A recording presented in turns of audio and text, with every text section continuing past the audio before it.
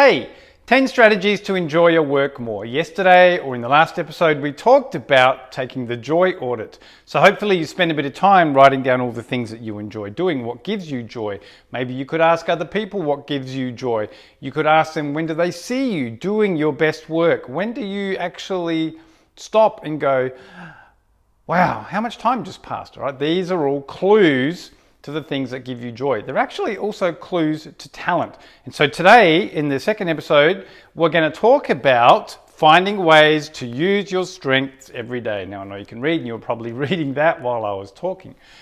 But today, we're going to talk about finding ways to use your strengths every day. Now, I think it might even be easier just to go, you know what? Find a way to use a strength every day, or even a strength a day. Find a way to use a strength a day. Now imagine if you got to work every morning and you went, okay, now one of my strengths is the ability to connect with others. So today I'm going to find an opportunity to connect to other people. Imagine if you had a lot of relationship building themes, which are around about building relationships, connecting to other people, being empathetic, and you never got a chance to connect to others. You were put in a corner, you were doing data entry, no company phone or no need to email or connect with people. You'd starve, all right? You would starve if you didn't get the chance to connect to others. So it's the same with all our strengths. If we don't get a chance to use them, we feel like we're not operating at our optimum, and we can feel like in some circumstances we are starving. Take Maximizer, for example. Now, I've got Maximizer in my top 5. It basically means I try to get the best out of everything. I'm the person sorting the recycling into the correct containers.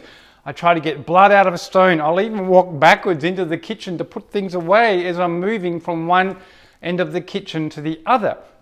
If this feels like you probably like taking things from good to great, or great to amazing, or optimizing things. So if you have got Maximizer, if you like doing those kind of things, you've got to find a chance, a way to integrate that into your work every day to give you joy. So here's an example. If you have a limited time to do a task, do the best job that you can in that time frame and then let it go. Not everything needs to be done to perfection. And if you have a time frame and then you stop what you're doing on that and you pass it on to the next team member, then you can save that energy and focus for the next task. Imagine maybe, as I spoke about in the last episode, you're highly competitive. Well, if you've got competition as a strength, what you can do is find out what the goals are from your team, from your manager, set a goal for the day or the week, even find out what the benchmark was. What's the highest score someone got last time? What's the most number of widgets we sold last time? What's the world record for widgets? Set that as your goal, make it a competition, and then beat it. When you tick that box, when you achieve that goal, you'll get that hit of dopamine, you'll get a sense of achievement, and chances are you will feel like you're having more joy in your work. What about if you don't know what your strengths are, you don't know what your talents are, you're not really sure, you're stuck, you sit there and you go, well, I don't know what I'm good at, I don't know what I'm naturally good at. Okay, I can help you with that. If you go to the website, strengthsacademy.com.au, little pop-up will come up and it will give you the chance to download the clues to talent. Once you've done that, you could also go and do the strengths assessment. It's like $31, I think, Australian, not a lot of money, per person. That'll give you your top 5. You'll find out what you do naturally well every single day, even though you don't realize it. You'll probably look around going, how do they know this about me? It's very accurate. It's 80 years of data and research, and it's in its second iteration of a world-class tool to help you identify what you're naturally good at.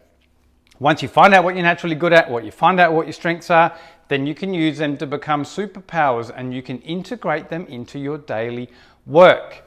Once you've done that, you can then reach out to me or do some Google searching and find out more about how to turn those strengths of yours into superpowers. But to bring it back to the whole purpose of this series, it's about how to find more joy in your work and how to enjoy your work more. In the first episode, we covered the joy audit. Today, we're talking about doing something every day that uses your strengths. And the next episode will be coming up soon. Have an amazing day. If you've got any questions, reach out. If I haven't stopped talking, I'm sorry, but I'm excited and I want to share as much as I can.